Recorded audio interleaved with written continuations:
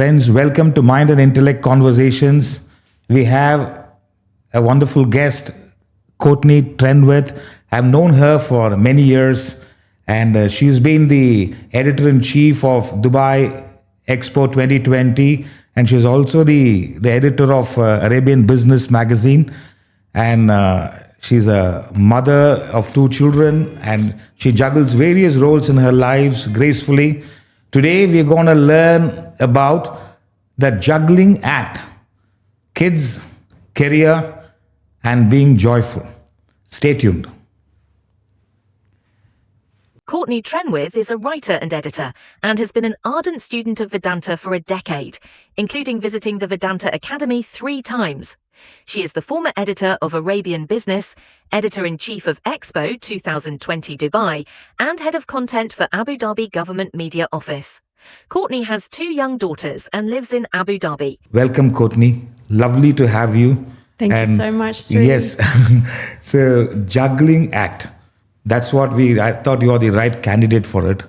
You've been very busy at work before and even now. Along with that, you have 2 wonderful kids, a joyful husband, and you're back at work. So few more roles added on since I met you first. Yes. You're just an editor, and not just an editor, you're an editor of a large magazine, and then you got on to the Dubai Expo 2020. Now the role of a spouse and the mother has added on. The juggling act, which is never that easy. So I'm glad you're joining us, and glad that you have added on few of the 2 more roles, which is essential. And it is of utmost importance that we do these roles, we do justice to these roles. So thank you for being a part of this podcast. Thank you so much for having me, Sreed. Welcome. So normally we start with questions. If you have any questions, you're welcome. Yes, I have many questions. Okay. But I will limit it first. So Right. my first question, and I remember discussing this with you before I had children when I was doing your classes. And now, the meaning has become a little bit more alive for me. Right. But I think we need to ask this question just to set the scene a little bit. What is the role of a parent? And equally, what is not the role of a parent? I love this question. It's really the second one. What is not the role of a parent? We'll start with the first one. What is the role of a parent? The parenting, in my observation and understanding, it's not just a role. This role, especially as a parent, comes with responsibility. Every role we have taken up, it's not just a role, it's a responsibility, especially the role of a parent, a mother, a parent, a mother or a father. It comes with responsibilities. And when I say responsibilities, there are 2 types of responsibilities: primary responsibility and secondary responsibility. The role of a parent, the primary responsibility of a parent, when I say primary, that which is essential, important, that which you cannot do away with, that which you cannot avoid or ignore. That's a primary responsibility. And for a parent, what you should do is succeed in your primary responsibility. When I say primary responsibility, this responsibility is more focused on the parent rather than the child. And the first, topmost priority or a primary responsibility is setting an example, leading the way. You got to lead the way. It sounds very cliche, and it says everybody knows, but you have to lead the way, not just show the way.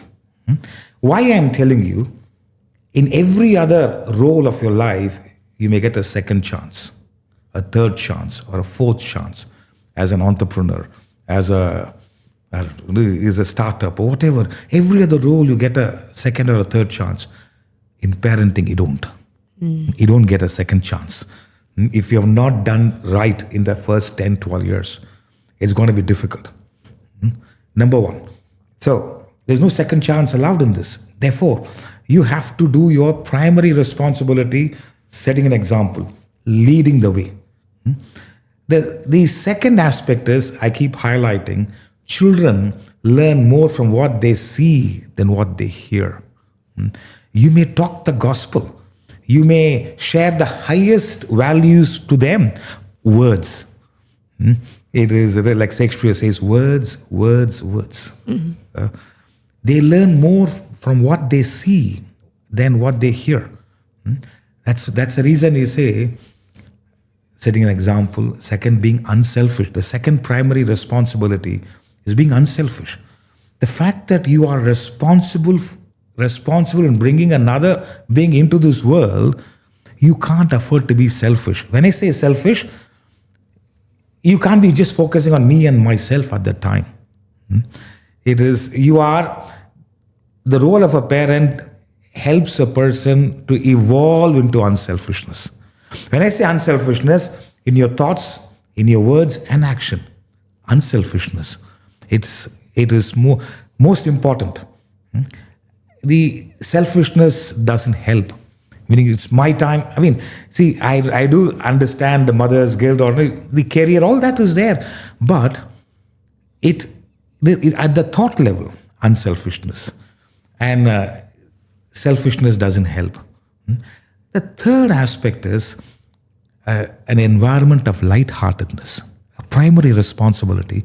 And when I say lightheartedness, at times you got to be strict with your children. At times you got to be tough. But the environment is one of lightheartedness.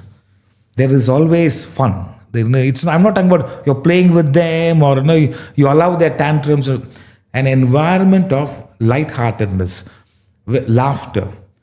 What happens to a child is something magical happens to a child. Even if they make a mistake, they understand it's an environment of transparency. I can open up to my mother, my father, and share certain inabilities a child has, or certain difficulties. It's not that they are sharing with you their what they want, what gadgets they want. It's not that. That environment of lightheartedness, even if they make a mistake, they open up and share. And you are not being too tough on policing them. And you understand children make mistakes. Therefore, you are helping them to evolve from where they are. So, I was blessed with parents where the environment was extremely lighthearted. When I say extremely lighthearted, I've never seen my father being stressed out. And very, very tough, work life he had. But I've never seen him stressed out. When he used to come back, he'll be teasing my mother or pulling my sister's leg. Some kind of a fun element was there in his presence. My mother was a little strict at times. Father was light-hearted. And that was a great combination. At times, one parent has to be a little strict, meaning a disciplinarian. At times, the other parent is a bit soft. So, as parents, you got to be soft and firm. One parent being soft, another person being firm, and in another scenario, the other parent becomes firm and the other, they become soft. That kind of an environment of lightheartedness. As a result, the child doesn't feel that they'll be judged. They don't feel that they'll be they'll be reprimanded for what they've done. Sometimes I've made mistakes and I've confessed with my father. I've done this. I'm sure somebody is going to come and complain about me. Before that, I'm coming and sharing this with you. And he says, son, I understand that. It is something, but make sure that you don't do it again. And the matter ends there. Otherwise, if an environment is too strict, what I will do, I know that if I mention this to my father, he'll be upset and he may take a very severe stance on me. Therefore, I hide. I hide from them. So that doesn't help. So it is environment of lightheartedness. So to me, I'm also getting for me, one word comes up when I hear everything you've just said. Right. And that's the word security. Yes. So our job is to provide security for our kids, not Correct. just physical security, but Correct.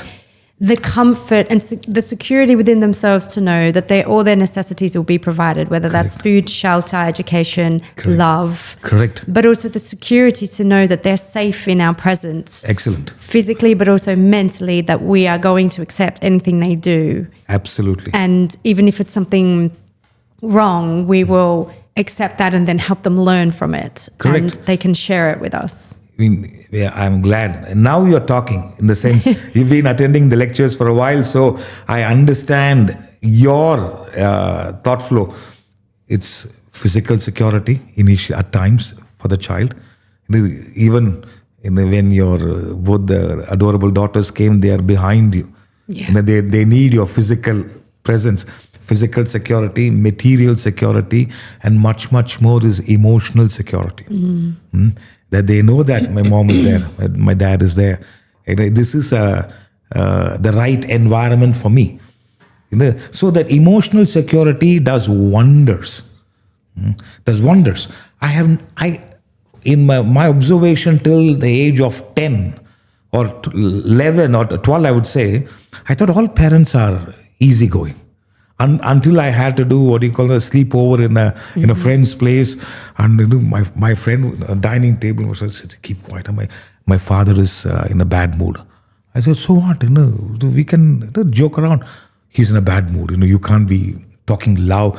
You can't be joking around when he's in a bad mood. That was the first my experience. So, and I'm sure that friend has got anxiety now. Yes, that kind of I'm not saying they should do whatever they want, but an environment of environment of lightheartedness. Therefore, number one is, set an example. It's not easy, but you don't have a choice. You don't have a choice. You can't be. That's why children learn more by what they see than what they hear. Number two, unselfishness. You have to portray unselfishness, because in every other role you'll get multiple chances. In parenting, you don't. That's the cruel part of parenting. Why I'm telling you is, there are many parents, there is a desire to be a parent, but are you deserving enough of being a parent? The desire is there. I want to have 4 kids. Fine, please have as much as you want. But are you deserving enough of a parent? There are certain things they find, I have a nanny, I have these things I can't do. So, unselfishness and an environment of lightheartedness, friendliness. And the third aspect is, you got to teach them that they should be unselfish. Meaning, I remember in my home, Sarita's place and all, when anything is given, my mother used to say, did you share it with your brother? Then she never forced us to do it, but very subtly she'll put across, hey, your friends are there, why don't you share? So what happened? Innately we thought anything which is given to us must be shared. Not by compulsion, not by force, but it's a beautiful habit we are able to develop. So otherwise what happens? The biggest problem is, children become selfish unconsciously.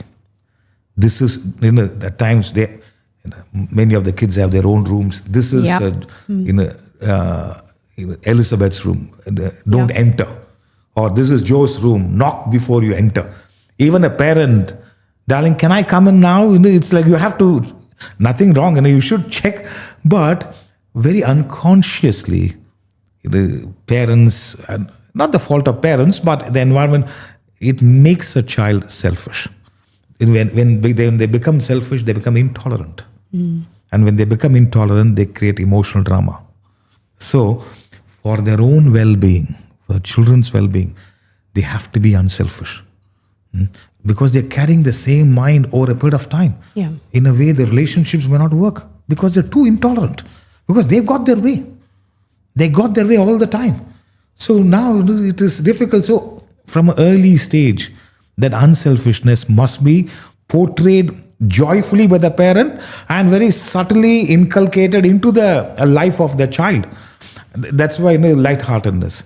And finally, I would say, as parents, one of the primary roles, primary obligation is to encourage questions.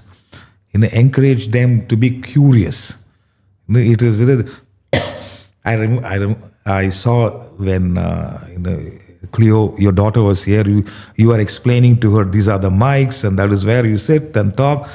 And it is, you encourage them, or I'm not saying you should teach them all the time. You welcome questions. Yeah. You don't want them to take everything for granted. So it could be a nanny is there, but you want them to be nice to the nanny. Absolutely. You can't be demand. See, that same is encouraging questions, curiosity. When that is there, what happens is their thinking faculty becomes evident, stronger. Yep. So once that happens, then they when they start questioning themselves, am I doing the right thing now? Or I think this behavior of mine was not right. If they start thinking, so an environment where questions, you allow them to ask questions. Even if you don't have answers, you will say, hey, I don't know. Let's ask Sri uncle. Or, let's ask I'll check with them. I'll check with a friend and I'll let you know. Or let's ask ChatGPT and get the answer. What I'm saying is questions. You welcome the inquiring mind. When it is there, you are helping them to provoke thinking. So these are some of the primary responsibilities of a parent. And so what not to do. When you say the second part of it, you can't impose yourself. You can't demand respect. As parents, you should command respect. You're talking to your mother. Do you know that? When you demand, as if they're not aware. They know they're talking to the mother. But what not to do? As parents, let us not demand respect. Let us command respect. When you function, you will command respect when you function on your primary responsibilities. The moment you start demanding respect, which means what? They are not giving you the respect. You are forcing them. Yeah. It is, at times, when it comes to my father, he always commanded respect. Out of sheer strength of his character, commanded respect. When sometimes he's very tough with me, and I will not argue with him. I know if he's saying something, it's unpalatable to me now, but it should be right on the longer run. So, as parents, one thing not to do is to demand respect. You may demand discipline, that's okay, but don't demand respect. Because they will start losing value for the parent. And so which means what? Their pure emotions to that source is diminishing, which is not good. When you command respect, you don't need to say anything, but that emotions are still there, or it's even better. So when you mention security, right? Yeah. When there is emotional security, you will command respect, and that friendliness comes in. Let us not reprimand our children beyond a point. You should be tough on them at times, but to be unnecessarily difficult on them. We never know how it hurts. For a parent, it could be very simple. It is at times people even slap a child. I'm sure 9 out of 10 don't do it. But even in the emotional slaps, leaves a lasting impact. So that way, primary responsibility. These are some of when I say primary responsibility, all those actions, choices, which is directly linked with the role of a parent, which you can't do away with. And you're doing it out of joy.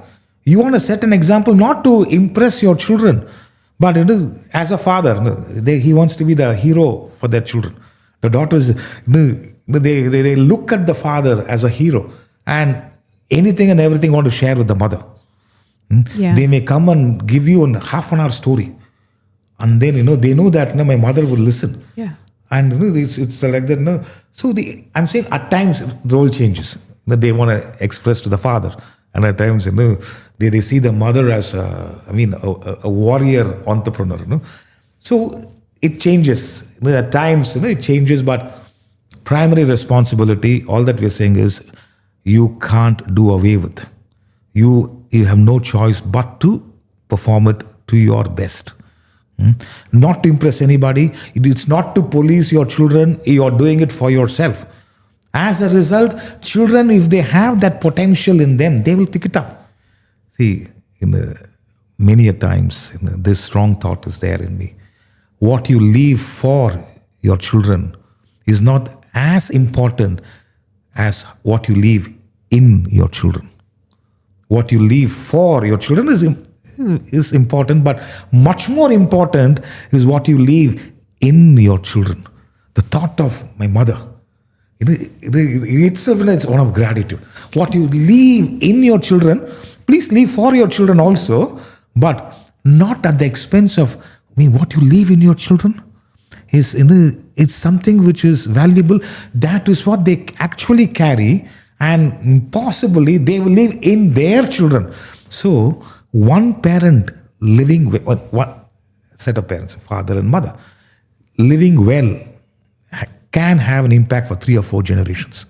Or one set of parents not doing their primary responsibilities properly can have an impact of 2 or 3 generations. Yeah. The childhood trauma, especially in the West, when something happened, they never come out of the childhood trauma. There are some of them are 60, still suffering with the childhood trauma. So, primary responsibilities. This looks like you had a question. No, right?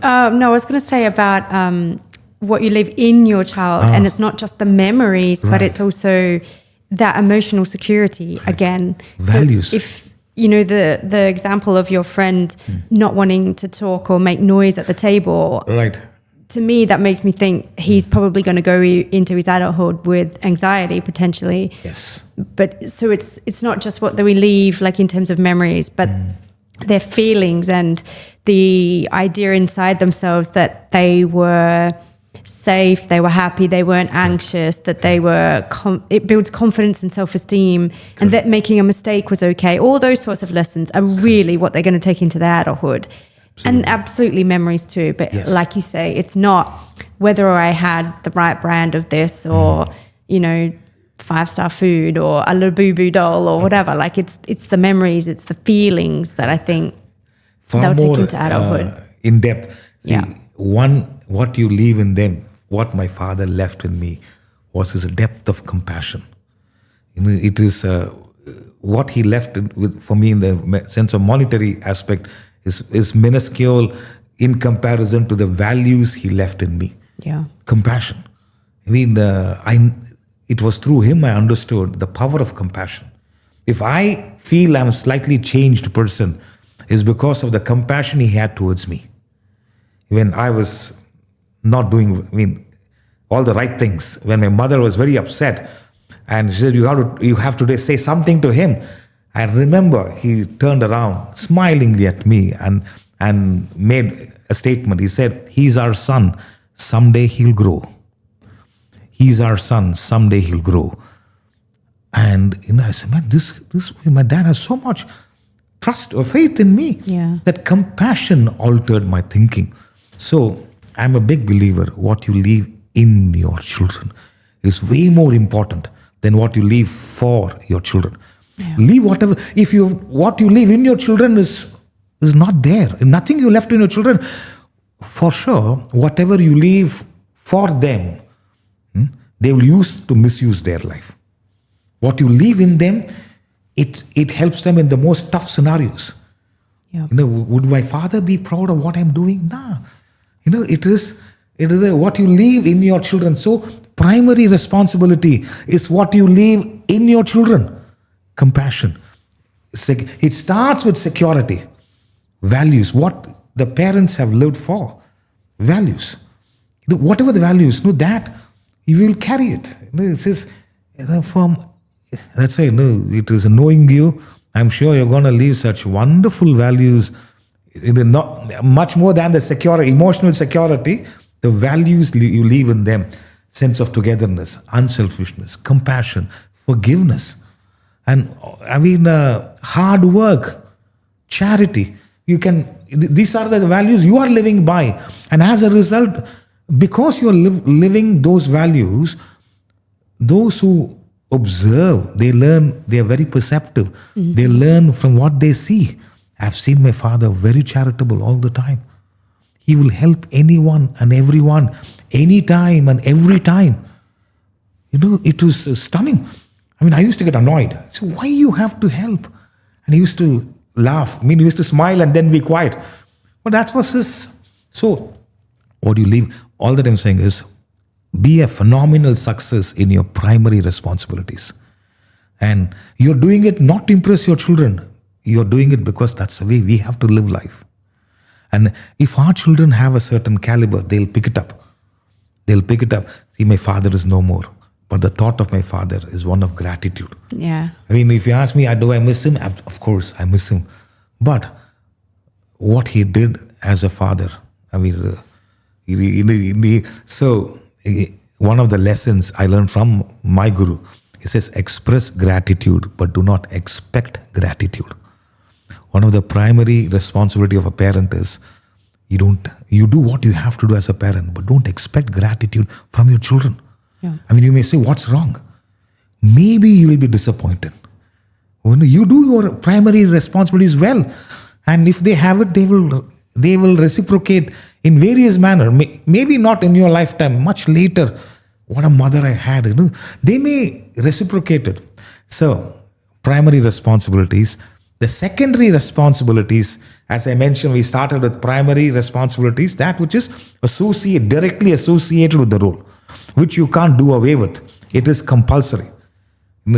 These secondary responsibilities, that which add value to the primary responsibilities, like birthday parties, holidays, weekend games or movies, and all. I mean, whatever you think as that which adds value to the primary responsibilities, that is secondary. I'm not saying, neglect. I'm not saying neglect it, but not too much emphasis on secondary. Yeah. When you see, if you miss out on the primary and try to do well on a secondary, it doesn't work. It doesn't. I have known many people, many parents, they don't have the time, or they try to do the secondary responsibilities well because you can outsource it. Yeah. A birthday party, there's a particular budget, and you overshoot just to impress, and then you can have event managers and all that. And no point in excelling in secondary responsibilities when you fail in the primary responsibilities. You have no choice but to do the primary responsibilities well, to your best. And secondary responsibilities, whatever to your potential, you do it. When you do these things well, this is what you have to do. What not to do. Therefore, primary and secondary, whatever, and these primary responsibilities will change over a period of time, will enhance over a period of time. At times, as a parent, you have to be a friend. Initially, you're a provider, you're the source of security for them, and then they are your world, and after a while you become a friend. Then you are like a punching bag. Then they start, once they are 13, 14, you say, Mom, you don't know anything. It says, once they know, they think that it is, they're not being angry, but they think your views are different. Then there comes a stage where you're a patient listener. They'll pour out everything to you. And then you become, it is a better friend. So so that's why in parenting your children, you will learn various things about life. So primary and secondary responsibility, what not to do is, don't be self-centered in certain ways. And don't have all emotions for them, but don't become emotional with them. When you become emotional with them, they don't know how to deal with. And they may take the behaviors from the parent. So these are some of the aspects. And in a later stage, what not to do with them is, don't thrust your views on them beyond a point. AI is coming in to say, hey, you got to take up a profession or a study which is AI linked. You may be right in a certain way, but she wants to she wants to be an author. She's inspired by Jane Austen or J.K. Rowling. She is actually. Oh, she is. Yeah. So you may say, darling, this is the age of AI and you want to be a writer? I'm saying, what not to do is, we should not thrust our views, our opinions on them beyond a point. You may guide them when they ask you. What not to do is never to force our views in certain critical areas of life. Critical areas of life. And once you start doing it, they think that two different thought process, that emotional distance happens. It's not that, see, they are working on it. It's not that emotional insecurity, but they think you don't get it. So the source is selfishness. You think what your thing is saying is right. So what not to do is don't be self-centered with them. Have all emotions, but don't become emotional with them. And then let no parent thrust their views. You got to be there for them. You may guide them in a certain way when they ask, but this is the right thing to do, according to whom. I think that actually ties really nicely into a quote that I wanted to bring up with Khalil Gibran's quote. Because he says, "You are bows from which your children as living arrows are sent forth." So basically saying that you are two separate people, right? And you can create the environment for your children, the right environment. Right. But you cannot control how they react to that or what they decide to do with their own lives, right? Correct. Because as soon as that arrow is let go of the bow, it's gone and you cannot control that. And when I first read this many years ago in your living room, and I found it actually really liberating because it's like, okay, like whatever they decide to do at the end of the day, that is their choice. Correct. And all I can do is create what I believe is a great environment, whether that be access to education, security at home and emotional security, and teaching them along the way until a certain point, like the teenage years you're talking about. Right. They are biologically meant to be independent. Correct. Right? That's the whole point of evolution. So I was wondering, what further interpretation you took from that quote and how we should be interpreting the bow and arrow analogy. Wonderful. I'm glad you brought it. I don't think there's any poet, philosopher who has explained parenting in such profound ways like our great friend and philosopher Khalil Gibran. And he wrote it between the age of 17 to 27, I believe, when he's not even a parent. Yeah. I can't understand where that wisdom comes from. It's fabulous. So it's when I'm happy you brought it up, because what you mentioned is taken from his proverbial classic, The Prophet, and in the chapter Parenting. Yes. And I strongly recommend every parent anyone who's already a parent or going to be a parent, this is a thesis on parenting. With just one page, and it contains everything. So I'm just reading it out. So you are the bows from which your children as living arrows are sent forth. The archer sees the mark upon the path of the infinite, and he bends you with his might, that his arrows may go swift and far. Next statement is even better. Let your bending in the archer's hand be for gladness. Fascinating. Yeah. So the analogy is, archer is the divinity, the God principle. The bow is the parent. The arrow is the child. So, what is the purpose of an arrow? It is to reach the target. What is the purpose of a bow? Is to help bend itself in such a way it helps the arrow to reach the target. There is no point the arrow being in the bow alone. There's no point the bow holding on to the arrow. And the target is afar. But the bending, this is where Khalil Gibran beautifully highlights the primary and secondary responsibilities. You do to your best and then let go. Yeah. Yeah. And then, you have done your best. And then when I say let go, no expectation of gratitude. It is no expectation of any result, or I've done so much, look what you're doing to me. No such thoughts, no self-centered thoughts.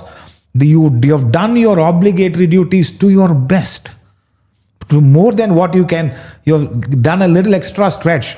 That's why they say, the archer, let your bending in the archer's hand be for gladness. because it's a joyful responsibility you've taken. And you have done, there's a strain. See, actually, the arrow, when the bow is stretched a little bit, the bending, there is a little space for the arrow. And then, there's a backward push, pull, and then that gives that push to the arrow. It is a great thing for the parent because you have done your best, and that's the best thing a parent can do to the child. Release them from their own hold, and as a result, they are meant to hit the target. They have their world. The way he starts off with, your children are not your children. In that they are the sons and daughters of life's longing for itself. The next statement is classic. They come through you, not from you. Yeah. This is why he gives this objectivity. They come through you, not from you. Through you is you're a channel. You're a catalyst. From you is my children. I think I have to, take care of them completely. My ideas. There are some parents, I have 2 children, the first one is going to be an engineer, second is going to be a doctor. I don't know. They come through you and not from you. You may give them your love, but not your thoughts. Beautifully, you can give them your love, but not your thoughts. Next statement is another classic. You may strive to be like them, but seek not to make them like you. Khalil Gibran has no sympathy for parents. He says, strive to be like them, but do not make them like you. He thinks, parents, the worries and anxieties, their attitudes, be like them. So I derive great, I would say, solace from this analogy. Absolutely. You have to do your best and let go. Yeah. And it's freedom for you. Yeah. And it is evolution for them. And see, as a result, forever they'll be grateful. Children will be grateful. My parents did their best. And as a result, what kind of a parent they would become when they become a parent. So, Khalil Gibran gives us one of the most profound guidance, advice. So the entire parenting advice is for the parent, not on the child. You're not doing it to do something for the child, you're doing it for yourself. And as a result, children will pick it up. Children are very perceptive. They learn more by what they see than what they hear. Yeah. Especially in this aspect, right? When my parents allowed me to take up to this path, it was not that easy. It's, they feel proud. They felt proud. Both my parents are not there. But they felt proud, and then it's actual liberation for me. I can't imagine myself to be in the normal, the din and roar of the marketplace, in the business. Nothing wrong with business, but that's not my cup of tea. That was not my calling. Yep. They did their best and released. And the best part is once the bow stretches itself and releases the arrow, the best part, the arrow reaches the target, the bow comes back to its original position. No stress there. Yeah. No, the little bit of a stress was when it was pulling, the effort. And all that as a parent, the primary and the secondary responsibilities. Once you have released the arrow, there's a calmness. Which means what? Mentally, there's contentment in a parent. So that's what I derive. You have done your best, therefore there's contentment. So you use that role and you did your best, there's calmness. So, for me, there's no better analogy and a guidance than this. I'm so glad that you picked it up. So, every parent should learn this. Therefore, the admiration from the child to the parents always will be there. That's why my parents are not there, but the thought of my parents is one of gratitude, reverence, joy. I always say when your gratitude is far greater, suffering can be managed. Yeah. when your attachment or the anger is too high, it's very difficult. So, let's take all the guidance from Khalil Gibran, and this is a timeless wisdom. This is eternal wisdom. This learning will be there forever. That's why I said, parenting is not just a role; it's a joyful obligation. People may have a desire to have a child, but are you deserving enough of being a parent? One of the other lines that you've just mentioned that Khalil Gibran also says is to strive to be more like them, as in to strive to be more like children. So what do you think we can learn from children that we should apply to our own lives or bring back to our own lives? Right. I'm thinking of things like playfulness and forgiveness. So, I can see children, they forgive each other really quickly and get on with it and move on. They could have a fight and then 2 seconds later, they're just sitting next to each other playing happily. Correct. Or, I can see my 3-year-old fall asleep like that. She literally lies down and she's asleep. And I know Swamiji says, if you can't fall asleep within 10 seconds, there's something wrong. But I don't think many adults can fall asleep in 10 seconds. So what other things do you think we can see in children and try to bring that back to our own lives?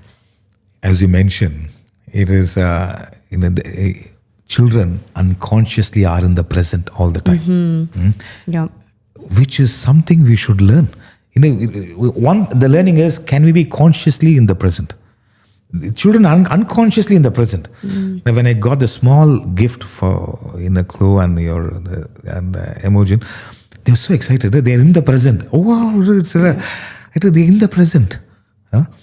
Unconsciously. There's this great statement, right? I think it was Mark Twain who made this statement. As I was born intelligent, education ruined me. See, they are in the present because they're pure. The mind is pure. It just takes in what is there. They've not seen that toy before, and they know it's mine. That sense of joy, the present, is unconsciously. But over a period of time, when they add on many other roles, when the expectations are not met for a certain period of time, the disappointments happens. They can't be in the present. So one aspect is, consciously, can we be in the present? Can I switch off the past and the future? Meaning, the future is there. There's a goal. The past lessons are there, but I want to be in the present. The other aspect is open-mindedness, as you mentioned, when the forgiveness, the potential to forgive. They would have argued with the sister or with the mother. They would have argued. But within half an hour, Mom, can we play? And then now the mother says, oh, 1 hour back I was a devil. Yeah. Now you want to play with me? Yeah. And the child says, what happened? I want to play, that's all. We can't let go of that thought. Yeah. And it's like unconsciously. Or even when they're upset at you, but you are also the only one that they want in that present moment. Or you're the only one that can comfort them, even though you're the one they're upset with. It's really funny how they're because they're in the moment. Forgive. See, the thing is, they're not judgmental. Yeah. They are not judging the mother by how she portrayed herself to them in the last 10 minutes. They know it's my mother. She has emotions for me. There is security which they have experienced, and then they are living in the moment, unconsciously. So this is one. That's why what we should learn is childlike living, not childish living. Childish living is you carry so much emotional baggage. Childlike living is in the moment. It's like you are playing with them. You are doing. It is like, I don't know, drawing and all the fun. Childlike living, not childish living. And another aspect is children have a sense of wonderment. As adults, we have lost it. We may go to a beautiful place. You are in Tuscany, a fabulous view. Sometimes you see a view on a portrait, on an Instagram post, and you are there, right there in that place. Tuscany or in Australia, the beautiful sea, you're sitting there, but you're preoccupied with something. A sense of wonderment. A child, a sense of wonderment. I have seen, they said, wow, how have we lost it? We are so self-conscious. What others are thinking of me? Is it the right attire? I mean, I don't think I've achieved that much in life. And for what? I'm not, you should work hard. But the sense of wonderment, we are missing out. I still remember when I was in Mauritius for a year. I used to lie down on the beach. And this old nursery rhyme, I used to remind myself, twinkle, twinkle, little star, how I wonder what you are, up above the world so high, like a diamond in the sky. My father used to sing that, or walking and all. I used to lie down on a pristine beach and great starlit sky. I said, how have we lost all this? That wonderment. That wonderment. When you see that wonderment, sometimes your own ego looks a bit ridiculous. What am I getting my ego involved? That's that sense of wonderment. It brings there's a statement of William Wordsworth. He lived in Dove Cottage all his life, most of his life. And one of the days after his morning stroll, he comes and writes a passage. He says, "It grieves my heart to see what man has made of man. It grieves my heart to see what man has made of man, while he pronounced his fate that every flower enjoys the air it breathes." He said, even a flower enjoys life. What have you made of yourself? I used to, whenever I made a mistake, what have you made of yourself? Even a flower enjoys life. Everything in nature enjoys life. What have you made of yourself? The more and more that wonderment is there. And like children, you're there. It is so different. What I'm saying is, when there is a sense of wonderment, many things looks manageable. So there is the last one I would say is to function. The children unconsciously function without ego. Irrespective of the color, race, nationality, they function without an ego, unconsciously. It is slowly. I was born intelligent. Education ruined me. Not in the little sin, but slowly the ego comes in. So that's why these are some of the lessons where childlike innocence. When I say childlike innocence and not childish behavior, and then predominantly being in the present. Past 10 minutes I could have an argument, but they are in the present, and they want to play with the same person. Yeah. So, or another aspect is the unconsciously living without an ego, the sense of wonderment. These are the things which, if you ask me, in parenting, you can become a better individual. You can learn all these things. Possibly the children may miss out because of the too much competition in the world. But if we consciously bring in, one thing is assured for the parent: he will not experience loneliness later on in life. It is you become a little more self-sufficient. You help your child to be more self-sufficient, and you are protected from the most dangerous epidemic which can happen and which is happening to many aging people: loneliness.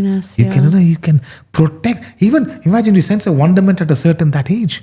It is or that less ego. You can move with anyone, and being in the present. So these are lessons our children teach us unconsciously. If you are succeeding in your primary responsibilities, you will grasp all these.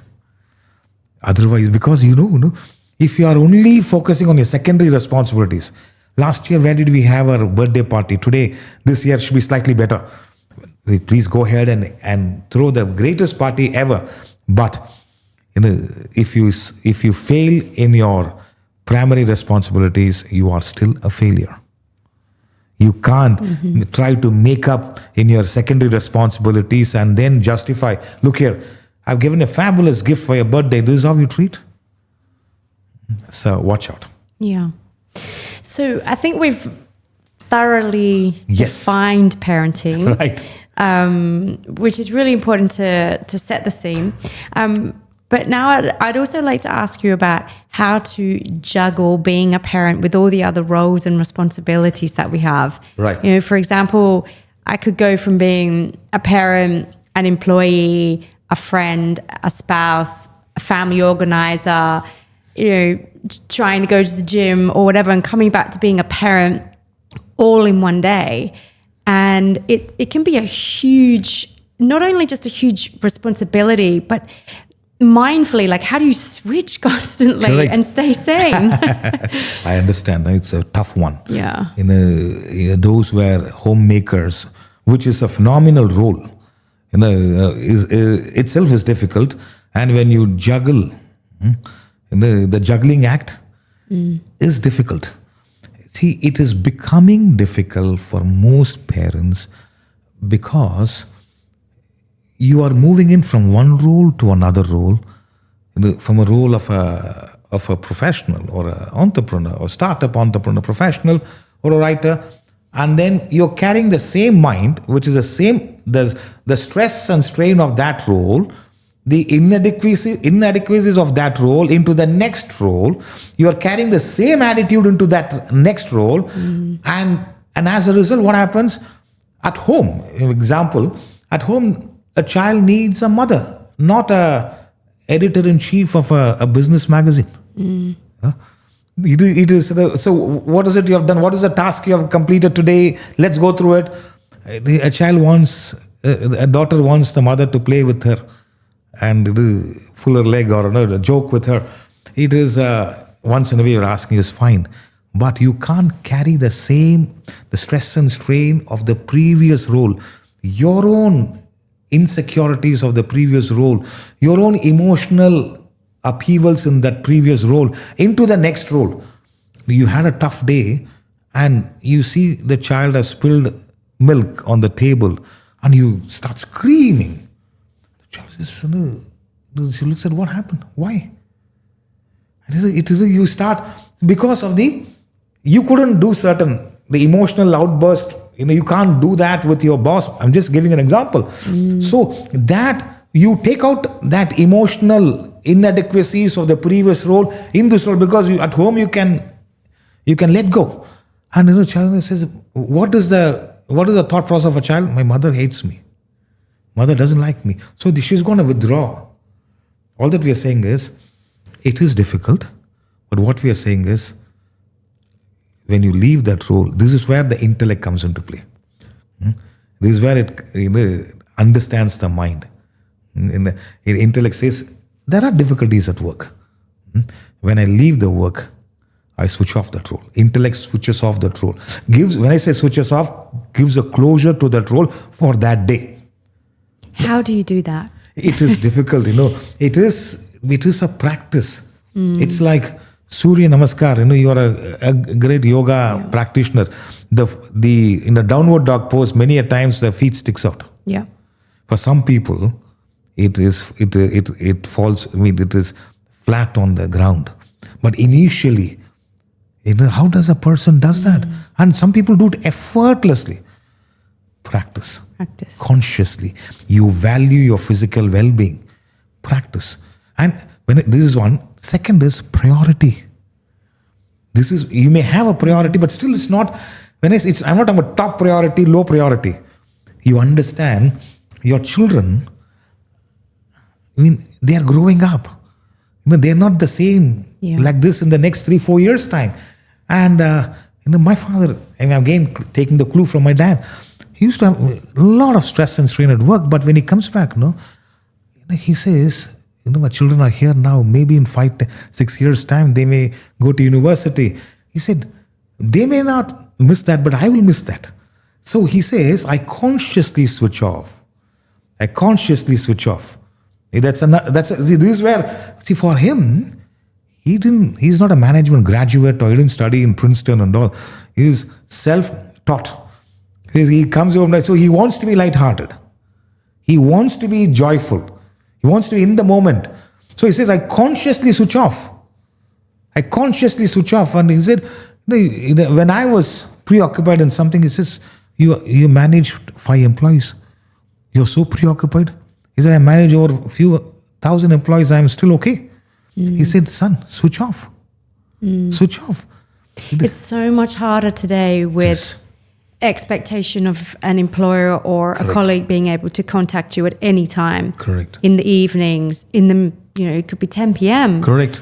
And you're getting emails, whether they expect you to reply or not. It's just that annoyance of the phone going off or whatever. And unfortunately, I don't really have that, but I do know it's basically a pandemic in our work culture these days, where Correct. people are expected to be switched on all the time.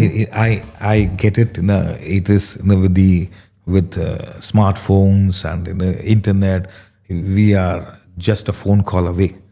It is, but a strong intellect. That's when a priority, meaning our kids are there now. In a few years' time, they are all going to grow. You can't do the same jokes with them when they are another 4 years' time. So this is where you value the time. It could be half an hour. You value that. I'm not saying don't take calls. Take calls at the short end. Again, you get back. See, when you take the call with frustration, that's where you're not able to be productive in the call time, and you're coming back and I told you to do this, and there's an argument. So, understand, I've taken up a job. At times it entails certain special activities, but you enjoy. This is where the priorities. It is not an understanding, Courtney. That's your character. Many times we have an understanding, but that doesn't transform us in the right ways. So I observed it from my father. If he's there, he's there. It's not that it's not that he was there when he's at home. No, he switched off. Consciously switched off, because the role of a parent, which is the value associated with that role, not the importance. The value associated. It is not the quality. It is not the quantity. The quality. The quality. So it is tough, but we don't have a choice. The choice is you can take it lightly, but you will regret. Nobody's going to. The children may grow up and say, "Mom, it's okay, Mom. You did your best," but you regret. I could have done better than what I did. So all that we're saying is, you have no choice. You may have the priorities as an understanding, but understand much more the value of it. Value. They're all an evolving consciousness. They're all changing. What Cleo and Imogen is now, they're not going to be the same in another 3 years' time. They're going to change. But for you, it's a memory. So it could be 20 minutes, but you're there 20 minutes. Even in that, there's a call, 2 minutes, there's a distraction, but you get back. It's okay. You are in a certain scenario. So it is difficult, but it's not impossible. It is how you use your intellect in dealing with the priorities of life, dealing with the technologies, the present technology. Once you start doing it, I'm telling you, there'll be a phenomenal, in simple terms, there will be less regrets. So juggling all of those roles and switching your brain constantly throughout the day, etc., can be really draining.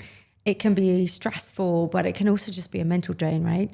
So I'm wondering if it's okay, or if it's important even, for parents to allow themselves to have the time to rest and to do other things away from their children, even if it is a hobby, which can be viewed as luxury. But that could be like playing a game of tennis, or it could be going off and reading a book by yourself, or it could be strolling through a mall, or whatever you like to do. But it means time away from your children, which you may already take in order to go to work. And that brings up like mother's guilt, a lot of mother's guilt for a lot of mums, right? We're guilty if we take that time for ourselves. We're guilty if we go to have a coffee with a friend for an hour and we're away from our kids and we feel like we ought to be there with them because it's the weekend or whatever. But how important, or is it important, to allow ourselves that time as well? Very important to allow yourself quality time. Away. I'm not saying it's not that you're only physically away from the child. Just before this thing we were discussing, and Saita was mentioning dry docking.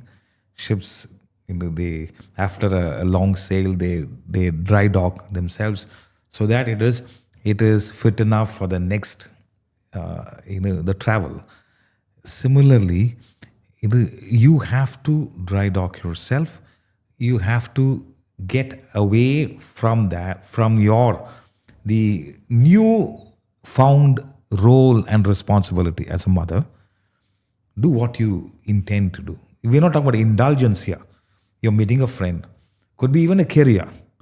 Because that's an innate talent you have.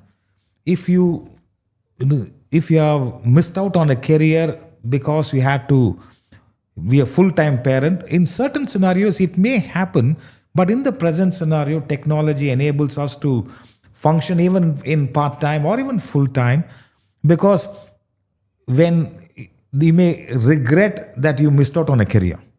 So it is essential. It's like you could be busy, but you will take 1 hour for your yoga.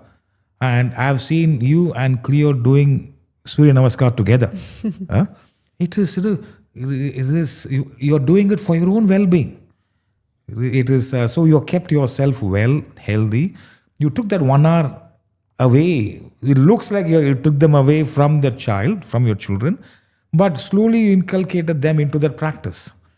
But I'm not saying everything you can bring them, but you took that time away to replenish yourself at the physical level. So actually, when you come back, you're a better parent. Person. Whereas if you've spent the entire day and night, Correct.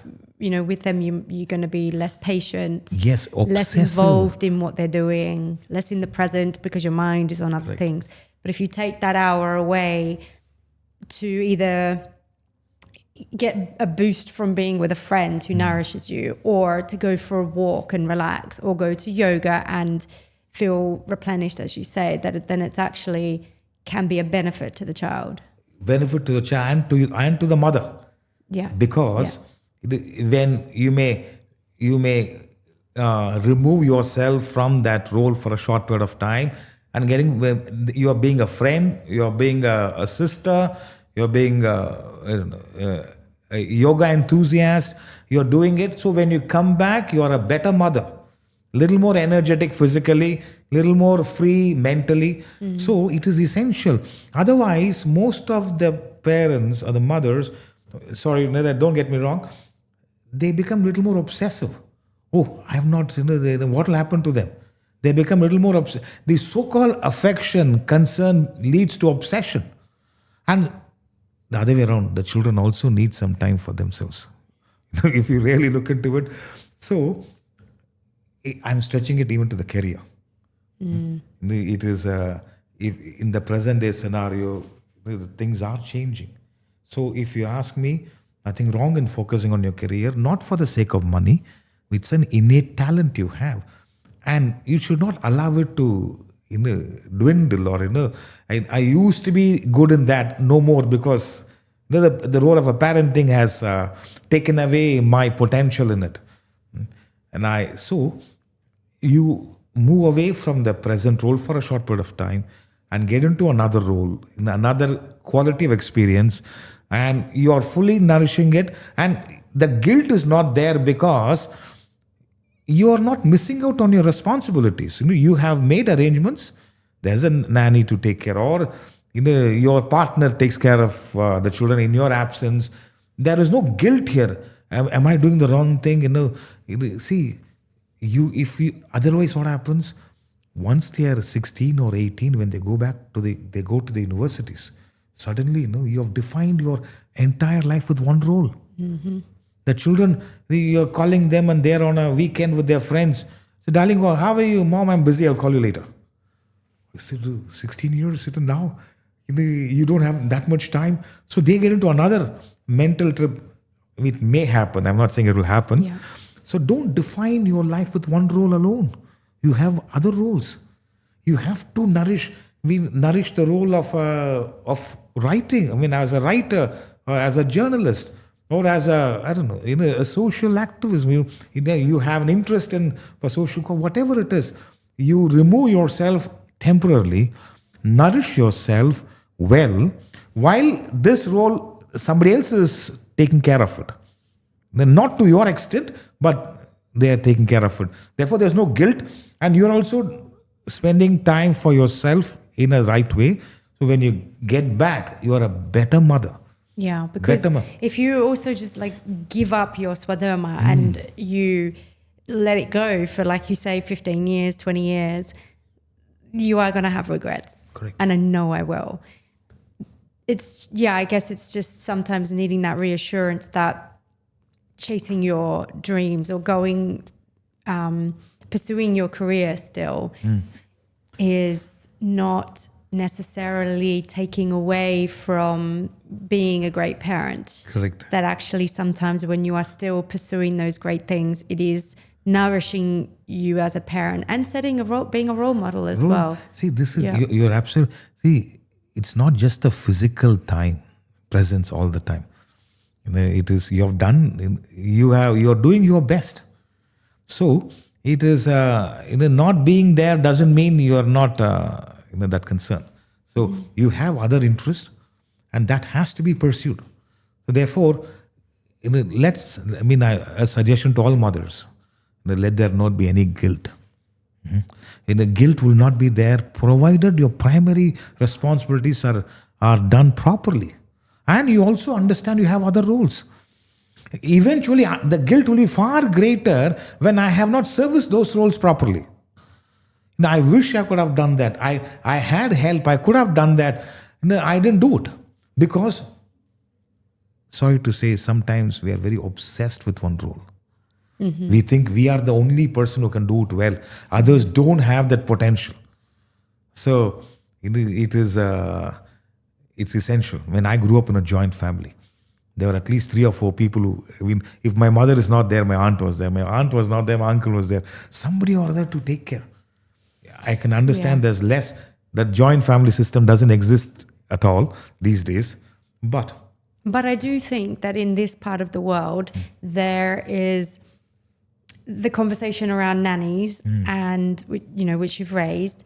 And you see a lot of it on social media as well. But even just in reality, the culture around here is often that it's, some families will feel that it's not right to have a nanny because they see it as the nanny taking on the responsibility of being the parent for the child, which actually is often not necessarily the case at all. It can be that the nanny or helper, whomever, is taking on some of the menial tasks. Correct. Such as the cleaning and the packing the school bag or making the school lunch sandwich, stuff that doesn't really matter to your relationship with your child, but frees you up to have that extra time with your child or pursuing your, time with your partner even. Yes. So I think sometimes there's, or at least for me, there was guilt in the beginning of needing somebody else there because we don't have blended families, as you say. We don't have our parents around. We don't have our siblings and their families around. And if we bring, in my feeling is, if you bring a nanny into your family and you have them for a long period of time, then it's another family member, and that's how we treat it. Excellent. And then there is less guilt. Correct. You still can't, for us, we palm them off, but it's that juggle of like. See, this is the juggling act done well. There's a nanny, there's a caretaker who is helping in areas where it can be outsourced. When I say like packing the sandwich, that can be done. But the quality time with the child, that the mother has to do it. Yeah. And at the same time, certain things are taken care by the nanny. I don't know, taking them to the play area, or they're watching them. The time with your spouse. Yeah. If the spouse thinks she's more a mother than my wife, then it's a red flag. That's not going to help. So I'm not saying you should. That's another rule. I haven't heard some complaints. I wouldn't say complaint that some of the husbands say the moment the child was born, Then my daughter, our daughter was her world. And that may create an emotional distance and unnecessary distractions. So this is where, the husband also should understand in the right ways. It's a new role they've taken up. So there is a certain sense of, I wouldn't say excitement, that they're learning in it, but you have the right help. It helps you to focus on other roles. You may share. Otherwise, what happens? You're only sharing the difficulties of the role of a mother to the partner. He says, I already have difficulties at work. Now again, what can they, suddenly he doesn't know what to do. It's not that dumping yard for problems. It is you share the joys of parenting or the little difficulties, and you're laughing at it. No, today what she did, so that sense of togetherness enhances with a partner, because you have other roles. A role of a partner, a role of a entrepreneur, or as a journalist, or you have other roles. You have to nourish those roles well. Otherwise, you will think that nobody understands you. It is that's going to be a dangerous aspect, and you slowly they become lonely in it, and eventually children are going to grow up. Even they're going to have their dreams, their relationships, their life, and suddenly, what was I doing? So let the intellect come into play, set the priorities right, and what can be in areas where you can take help. Please take help, the support of a nanny or whatever ways. You're sending them to school. You're not going to sit in the classroom. That is another way of helping a child. And then focus on areas where the child actually needs the mother. This is the role. This aspect, actually, she would require the mother. The sandwich, I want this in a sandwich. The caretaker, the nanny can do it. So once this is where you focus, again I'm stressing on the primary responsibilities. The guilt, let me tell you, guilt will always be there, but it will not be so strong. The guilt is, the healthy guilt is, I could have done a little better. That's all. But, the guilt, you feel guilty that I didn't do the right thing. I could have done a little better. Meaning maybe I would have gotten an organic sandwich, or in the sense you can, now that you do a research and say, hey, why don't you add these things in the sandwich? So, the guilt will be there, but the healthy thing, I could have done a little better, but you don't pull yourself down with it. So, please, you need dry docking. You need time for yourself to replenish, to make yourself better. And as a result, it's going to help the role of a parent much better. That lightheartedness, the friendliness, you deal without, where there is a guilt, your ego doesn't allow you to deal with yourself properly. It pulls you down. When this kind of a thing, when you self-nourish, when you do that self-care process, very less guilt, and you are there. And you know that nobody can play the role to perfection. We can only do up to our potential. And each child can learn up, by observation. And they will understand over a period of time. I still feel my mother, with very less resources, she did a great job. Great job, very less. Over a period of time, they will pick it up. So that's my guidance, suggestion to you. Do your best. Other roles are important. Role of a spouse, role of an editor-in-chief, or a role of a writer. All those things, because all these nourish your soul. The role of a spouse, the role of an editor-in-chief, all these nourishes your soul, along with the role of a parent. Just this, in absence of that, anything which you don't water, anything which you don't nourish, will fade or will perish. So it's not good. It has to be done along. You need this, you need that also for a fulfilling life. So it should not be one at the cost of the other. And finally, the children will have their wings and fly. Yeah. And now, I sacrificed everything for you guys. I say, Mom, why did you do it? You should have done other things as well. So let's not be a victim of. See, again, it's our own self-obsession. And I only can do it right. So you've got to move away from the thought process, self-nourish yourself, self-protect yourself, and then you will see the juggling act has been proper. Now, I have a question for you. Okay. I've known you as a journalist and editor-in-chief.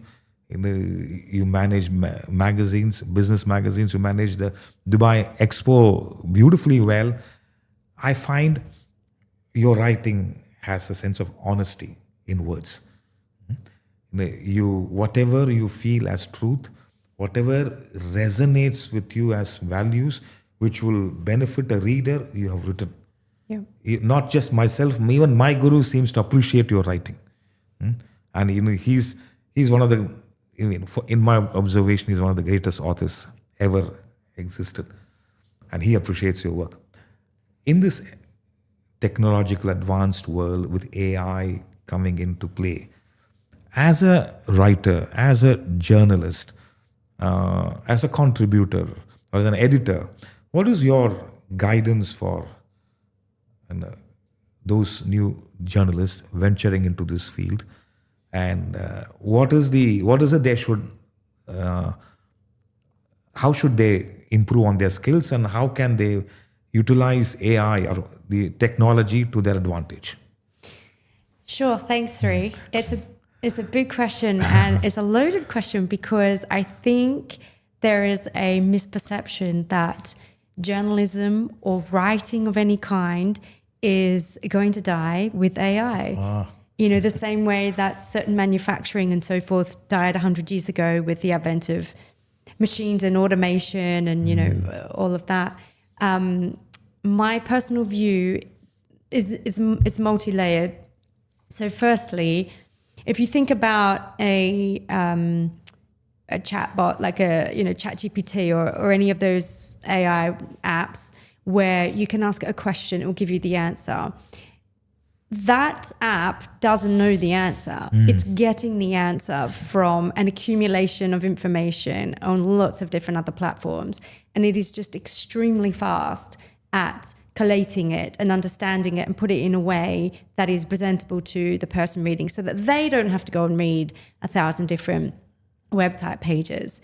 And it will look at similarities and therefore to put that information as higher up in its summary, basically. But that information has to be out there in the first place. And so companies are actually looking at, they need journalists more, because they need the journalists to write a story about their company or a specific angle or specific information about their company that will then be picked up by that AI app. Because if it's not out there in the first place, the AI isn't going to pick it up, right? The AI doesn't think about it from nowhere. Right. And even when you see your answer, if you write it into Google and it gives you the AI answer at the top, it'll have links to all its sources. It's just that it can do it extremely fast and collate all the information into a summary really fast. It's even if you look at Amazon, and it will come up with a summary of the reviews so that you can see straight away what the gist is without having to read 50 different reviews to get that gist. But that information has been inserted by the users, right? So I don't think journalism is necessarily going to die out like that. The problem in the industry is a lack of advertising, so a lack of money. But if you've got people willing to pay for subscriptions and finding other ways to make money, then it'll survive. And people are obviously not just going to news websites anymore. They're going to social media, which is where you need to be really careful, right? So people can be their own news provider as an individual, but then obviously for you to cover all the news is difficult. Anyway, my point to that is, for anybody who's young that really wants to be a journalist, to still do it, because for me, it was the most rewarding career. And I think if you're someone who wants to be a journalist, I think you also find it extremely rewarding. It's the best career I've ever had. I mean, I've only really had a career as a writer, but I mean, the 15 years that I was an actual journalist, as opposed to being in more, at Expo, it was a little bit more corporate, slightly. And it's an extremely rewarding career that I don't think anybody could ever regret going into. It's not boring. Every single day is different.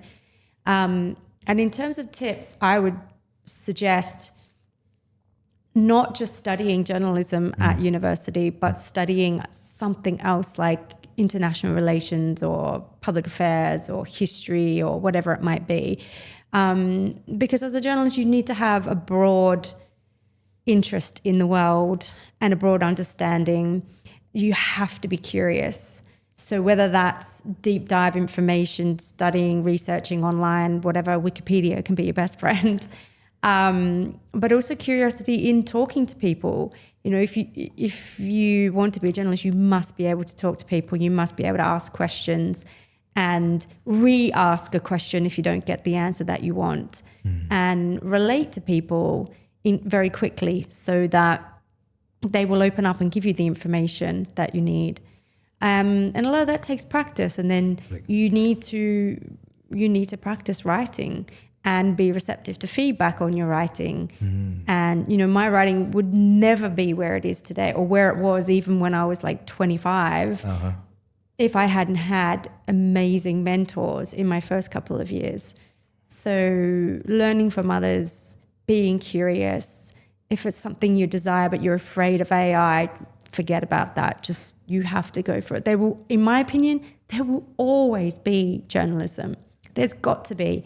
And there will always be writers, because even if you see what ChatGPT can produce when you ask it to write something, it's not as good as somebody themselves can write. So even if you become more of an editor as opposed to a writer, then fine. But people still want, I don't think creativity could ever be done away with. So creative writing, whether that's books or opinion pieces, people still want to read opinion pieces. Like, there are so many avenues for writing that still exist, that will always exist, in my opinion. I don't think that AI can ever take that away. Wonderful. I'm glad, because you speak from your heart, in the sense that is your swadharma. Yes, See, it is. look at the joy in it. I guess if there is that innate joy in writing, that's creative energies. You will use AI to improve upon the presentation, but the core, the content, the real talent comes from, as you mentioned, from writing. You're honing the skills. Yeah. So I'm glad journalism will evolve in different ways, improve, and the technology will aid in improving it, but it cannot replace it. No, and even in the 20 years that I've been a journalist, or, you know, if you look at the last 100 years, it's gone from being a newspaper that you would get the news once a day only, and then you can go online and you can get the news. They would still just put it up daily, maybe a bit of update in the afternoon. Right. Now it's every single second something's happening, it's online. Right. And no one would say that that's a bad thing. That's evolution. Correct. And I think with AI, we'll see more dramatic changes. But I truly think like people who want to be a journalist or a writer are usually so passionate that they're going to do it anyway. It is not something that you can just put aside. Correct. It is your swadharma. It is within you, and you've got to do it. Correct. So AI is not going to stop me from being a writer. Like, Absolutely. it can't. I'm with you. No, it cannot stop. See, we need more Khalil Gibran. Yeah. We need more of Oliver Goldsmith. Exactly. AI is not going to produce Khalil Gibran or today's versions of like really great. Oliver Goldsmith. It is William Wordsworth. But even just like an opinion writer or someone who can analyze and see the nuances in what the Prime Minister has said. Correct. Or what's going on behind the scenes with Trump. AI can't get behind the scenes with Trump. Correct. It can't be objective.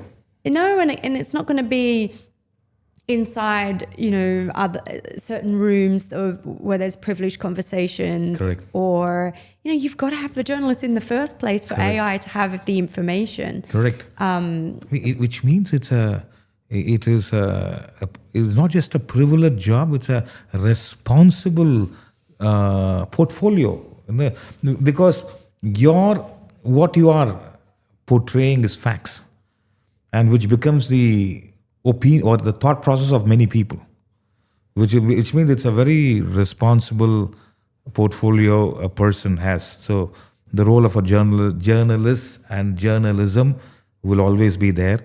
I wish the world produces more Khalil Gibran, William Wordsworth, Oliver Goldsmith, Victor Hugo, or in every language, great work has come up. Yeah. And AI helps us to correlate all that well, but how can it create? I mean, I don't know yet.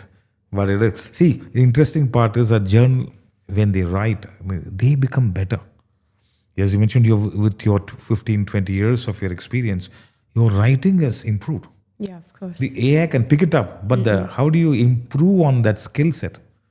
Anyway, thank you so much. You're doing the juggling act right. Being a parent, kids. I dropped the ball a few times.